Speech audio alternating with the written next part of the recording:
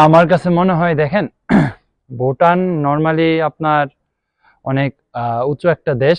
তো এই জায়গায় সবচেয়ে বড় ইম্পর্টেন্ট থিং হলো আপনার অ্যাডজাস্টমেন্ট ওয়েদারের সাথে। তো আমরা কালকে হাইকিং করেছি, এটা আমাদের জন্য খুবই ইম্পর্টেন্ট একটা সেশন ছিল, এবং এটা আমার কাছে মনে হয় অ্যাডজাস্টমেন্টের জন্য অনেক গুরুত্বপূর্ণ ভূমিকা পালন করবে। আর অবভিয়াসলি দেখেন, আমরা এই জায়গায় আসছি একটা চ্যালেঞ্জ নিয়ে। চ্যালেঞ্জটা হলো আমাদের এই ম্যাচগুলো বের করতে হবে এনি হাউ, এবং স্যাক্রিফাইস করতে হবে প্রত্যেকটা প্লেয়ারের।